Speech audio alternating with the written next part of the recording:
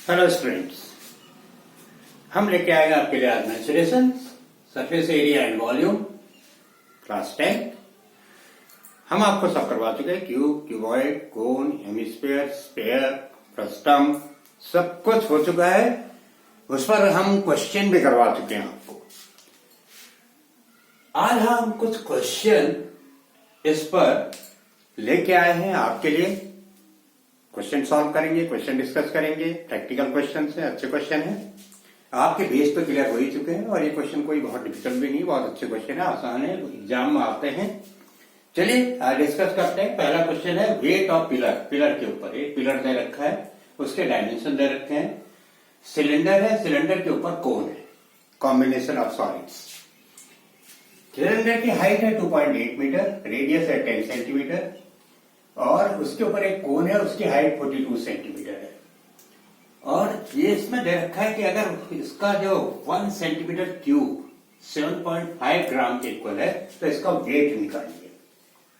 1 centimetre cube से लग ही रहा है कि हमें इसका वॉल्यूम निकालना पड़ेगा। यूनिट बता रखी है मैंने आपको। पेरीमीटर की लेंथ होता है, उसकी यूनिट मीटर या सेंटीमीटर होगी। एरिया मीटर या सेंटीमीटर स्क्वायर होगा। वॉल्यूम मीटर या सेंटीमीटर क्यूब होगा। तो हमें वॉल्यूम निकालना है, तो वॉल्यूम ऑफ पिलर क्या होगा? Volume of cylinder plus volume of cone. Cylinder pi r square H1 plus 1/3 pi r square H2। हमने आर के साथ M1 नहीं लगाया, H के साथ 1 और 2 लगाया क्योंकि दोनों की हाइट डिफरेंट है, रेडियस सेम है। फिर हमने पाई आर स्क्वायर कॉमन ले लिया तो अंदर आ गया H1 प्लस 1/3 H2। H1 इसकी हाइट है, H2 इसकी हाइट है, यहां पर लिखा भी हमने। इसको हमने 2.8 मीटर को 280 सेंटीमीटर कर दिया। वो ऑलरेडी सेंटीमीटर है क्योंकि यूनिट सब सेम होनी चाहिए। मीटर है तो मीटर, सेंटीमीटर है तो सेंटीमीटर। अब ये 3R 10 है तो 10 का होल स्क्वायर 100 हो जाएगा और ये इसके डेसिमल को एडजस्ट कर देगा। ये 280 1/3 इंटू 42 14 हो जाएगा। टोटल आपका ये 314 इंटू 294 आ जाएगा सेंटीमीटर क्यूब। सॉल्व करेंगे तो ये आएगा और इससे आपको वॉल्यूम ऑफ पिलर मिल जाएगा 92316। फिर इसको हम 7.5 ग्राम से मल्टीप्लाई करेंगे क्योंकि 1 सेंटीमीटर क्यूब दे रखा है 7.5 ग्राम्स। तो इससे मल्टीप्लाई कर दिया, ये रिजल्ट आएगा 692370। इसको हम 1000 से डिवाइड कर देंगे तो ये किलोग्राम में कन्वर्ट हो जाएगा। इतना ही करना होता है। वेट वाले क्वेश्चन आते हैं, कॉम्पिटेटिव एग्जाम में भी आते हैं, बोर्ड एग्जाम में भी आते हैं, इसलिए मैंने ये क्वेश्चन ले लिया। ठीक है, तो ये क्वेश्चन आपका क्लियर हो गया होगा। कॉम्बिनेशन ऑफ सॉलिड का भी है, कोन भी है, सिलेंडर भी है। चलिए आगे बढ़ते हैं नेक्स्ट क्वेश्चन की तरफ। नेक्स्ट क्वेश्चन है, ये भी अच्छा क्वेश्चन है। एक राइट ट्रायंगल दे रखा है, बोल रहा है राइट ट्रायंगल के आप हाइपोटेन्यूज के दो एंड पकड़िए और घुमाइए, घुमाना शुरू कर दीजिए तो आपको दो कोन बनते हुए दिखाई देंगे। एक कोन इस साइड, एक कोन इस साइड। ये राइट ट्रायंगल है, इसके परपेंडिकुलर और बेस दे रखे हैं आपको और इसके आप यहां से एक एंड पकड़िए, एक एंड यहां से पकड़िए और घुमाइए तो आपको दो कोन बनते हुए दिखेंगे। तो इन दो कोन का वॉल्यूम भी निकालिए और सरफेस एरिया भी निकालिए। तो पहले तो हमने इसके हाइपोटेन्यूज निकाल ली और अब हमें इसके रेडियस चाहिए होगा। स्लांट हाइट तो है हमारे पास, स्लांट हाइट है, जो कोन बनेगा उसका ये स्लांट हाइट होगा, एक कोन का दूसरे का स्लांट हाइट ये होगा। अब रेडियस चाहिए होगा, ये रेडियस का काम करेगा, ये करेगा रेडियस का काम। तो अब हमें इसमें इस ट्रायंगल में और बड़े ट्रायंगल में सिमिलरिटी प्रूव करनी पड़ेगी। तो हमने क्या किया, ट्रायंगल AMB और ट्रायंगल ABC में सिमिलरिटी प्रूव कर दी। और सिमिलरिटी प्रूव करनी आपको आती है क्योंकि मैं सिमिलर ट्रायंगल्स पे वीडियो बना चुका हूं। Criteria for similarity, basic proportionality theorem, Pythagoras theorem, areas of similar triangle, सबके मैंने अलग अलग वीडियो बनाए और उस पर एप्लीकेशंस भी बनाए। आप वहां जाके देख सकते हैं। तो triangle A B C 90 degree, ये एंगल कॉमन हो जाएगा दोनों में, कॉमन। तो triangle A M B similar हो जाएगा ए बी सी के, ए रूल। ये 90 डिग्री है आपका, ये राइट ट्रायंगल दे रखा है, तो ये भी 90 डिग्री होगा। जब आप घुमाएंगे ये नीचे आएगा ऐसे, तो कोण बनता हुआ दिखेगा। अब हमारा ये हो जाएगा आपका ए एम 90 डिग्री, इसके अपोजिट में क्या होगा 3, और इसके अपोजिट में AC कितना है 5, ये 5 हो गया। अब हम ये एंगल और ये एंगल भी आपस में इक्वल होंगे, थर्ड एंगल, दो करस्पॉन्डिंग एंगल इक्वल हो गए तो तीसरा इक्वल होगा। तो AM अपॉन 3, तो आपका AM आ गया 9/5, इसकी वैल्यू आ गई। इससे हम पाइथागोरस थ्योरम लगा के रेडियस निकाल लेंगे। r² equal to 3² minus 9/5²। जब आप इसको सॉल्व करेंगे तो ये 12/5 सेंटीमीटर आ जाएगा, 12/5। रेडियस आपका 12/5 हो जाएगा। आप सॉल्व कर लीजिए। 9, 5, 25, 25 9 जा 225, 225 81, 144, 144 का स्क्वायर रूट 12, 525 का स्क्वायर रूट 5, 12/5 आ जाएगा। अब हम निकालेंगे volume of double cone, volume of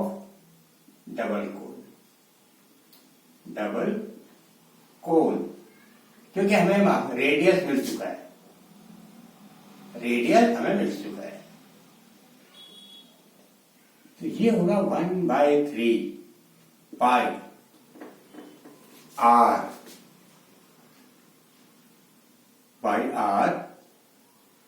square plus एक का रेडियस AM होगा, दूसरे का रेडियस हाइट, एक की हाइट AM होगी, एक की हाइट CM होगी।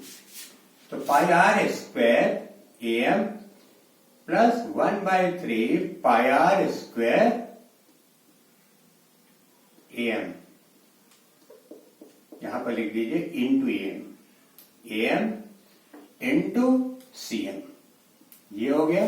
तो 1/3 पाई r स्क्वायर ले लीजिए कॉमन, AM प्लस CM, ये आप हो जाएगा 1/3 इंटू 3.14 इंटू रेडियस, रेडियस आपका है 12/5 यानी कि 144, 25, AM plus CM is 5, AM plus CM is AC 5। Solve करने के तरीके होते हैं, अलग अलग सॉल्व करते हैं तो बड़ा लंबा हो जाता है, कैलकुलेशन ज्यादा हो जाता है। 5 5 जा 25, 3 4 जा 12, 8 जा 24, तो 3.14 इंटू 48। अब इसी को तो मल्टीप्लाई करना है आपको, और 3.14 ये हो जाएगा 30.14 सेंटीमीटर क्यूब। अब इससे हम निकाल देंगे, अब निकालेंगे हम surface area, total surface area of double cone. ये हो जाएगा पाई r/L1 पाई r/L2, पाई r/L1 पाई r/L2। तो पाई r common, L1 plus L2, 22/7, radius 12/5, L1 plus L2, 3 plus 4 7, 7 cancel. 22 into 12 multiply करिए और 5 से कर दीजिए डिवाइड, ये आ जाएगा 52.8 सेंटीमीटर स्क्वायर। तो जब 12 टू जा 24 हो जाएगा और 12 टू जा 24, 264 आ जाएगा। 264 जब आप डिवाइड करेंगे 5 5 जा 25 आ ही रहा। तो नेक्स्ट हो जाएगा क्वेश्चन, ये आपका हो गया। ये क्वेश्चन बड़ा अच्छा क्वेश्चन था। ये क्वेश्चन मैंने इसलिए लिया क्योंकि इसमें सिमिलरिटी प्रूव हो रही थी, सिमिलरिटी का रिवीजन हो गया। अब एक conical tent accommodated 10%, each person must have 6 meter square space to sit and 30 meter cube of air to breathe। जब हम वॉल्यूम निकालते हैं रूम का तो हम इसमें क्या निकालते हैं? जैसे हमने किसी क्यूबॉइड वाला रूम निकाला या सिलिंड्रिकल रूम निकाला, कुछ भी निकाला, या कोनिकल शेप में रूम निकाला, तो उसमें क्या निकालते हैं? रूम में कितनी एयर है, कितनी ऑक्सीजन है, ये निकालते हैं। वही उसी पर ये क्वेश्चन है। अगर कोई एक है, कोई टेंट मुझे बोल रहा है कोनिकल टेंट है, उसमें 10% एकोमोडेट हो सकते हैं। तो 10% मीन्स एक आदमी को 6 मीटर स्क्वायर स्पेस चाहिए बैठने के लिए और 30 मीटर क्यूब एयर चाहिए, क्योंकि अगर हमने उससे ज्यादा बैठा है तो फिर सफोकेशन होने लगती है, ऑक्सीजन में कमी आने लगती है और बैठने में भी परेशानी होने लगती है। उसी पर क्वेश्चन है, मोस्ट प्रैक्टिकल क्वेश्चन। तो मैंने स्टार्टिंग में भी समझाया था। अब हम क्या करेंगे? एरिया ऑफ बेस निकालेंगे। Area of base, area of base आ जाएगा 10 इंटू 6, ये हो जाएगा 60 मीटर स्क्वायर, 60 मीटर स्क्वायर। फिर हम निकालेंगे volume of tent, volume of tent, volume of tent हो जाएगा 10 इंटू, वॉल्यूम ऑफ टेंट हो जाएगा 10 इंटू 30, 300 मीटर क्यूब। ये 10 से 30 को मल्टीप्लाई करेंगे तो वॉल्यूम ऑफ टेंट आ जाएगा। 10 से 6 को मल्टीप्लाई करेंगे वॉल्यूम ऑफ बेस आ जाएगा, जहां पर लोग बैठ रहे हैं, एरिया बेस। आप क्या करेंगे? एरिया बेस क्या होगा? सर्कुलर होगा। कौन क्या होता है? ऐसे होता है। ये ऐसा टेंट होगा, टेंट इस फॉर्म में होगा, तो यहां पर लोग बैठेंगे, तो इसका एरिया बेस क्या हो जाएगा? Pi r square, pi r square equal to 60। हमें रेडियस चाहिए और ये हमें हाइट निकालनी है, और हाइट तभी निकलेगी जब रेडियस मिलेगा हमको। तो r square equal to 60 by pi, therefore r equal to √60 by pi. ये हो गया क्वेश्चन। अब हमें वॉल्यूम का फॉर्मूला लगाएंगे। कोनिकल टेंट है, 1/3 pi r square H equal to 300, 1/3 pi r square है आपका 60 upon pi into H 300, pi pi cancel, 320 cancel, H equal to 300 upon 20, ये हो गया 15 metre. Height of tent is 15 metre. है ना अच्छा क्वेश्चन? आइए नेक्स्ट क्वेश्चन, ये भी क्वेश्चन हो गया आपका। अगले क्वेश्चन में आते हैं। ये क्वेश्चन है एम्बैंकमेंट के ऊपर।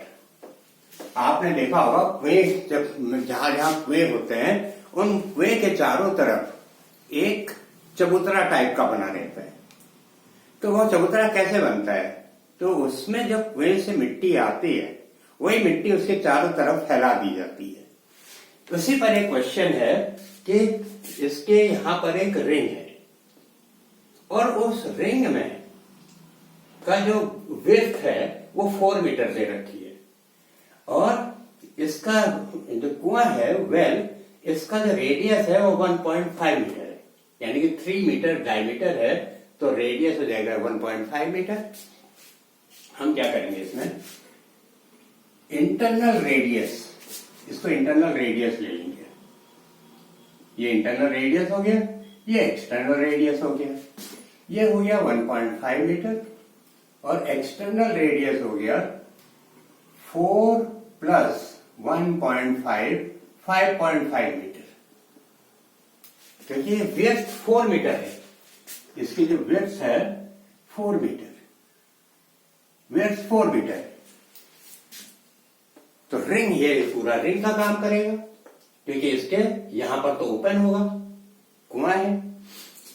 अब हम निकाल लेंगे area of ring. Area of ring ये हो गया pi r square minus pi r square. Pi common, r square minus r square, इसमें A square minus B square formula लगा दो। R minus r, r plus r. तो जब इसमें आप वैल्यू पुट करेंगे तो 5.5 माइनस 1.5 तो हो जाएगा पाई इंटू 4 इंटू ये हो जाएगा 7। ये आ गया। अब हम मान लेंगे let after spreading the soil, जो सॉइल इसमें से आएगी वही इसमें फैलाई जाएगी, तो इससे इसकी हाइट बढ़ जाएगी। Let height of the embankment, height of the embankment be h meter. Let height of the embankment be h meter. So volume of soil, volume of the soil in the embankment,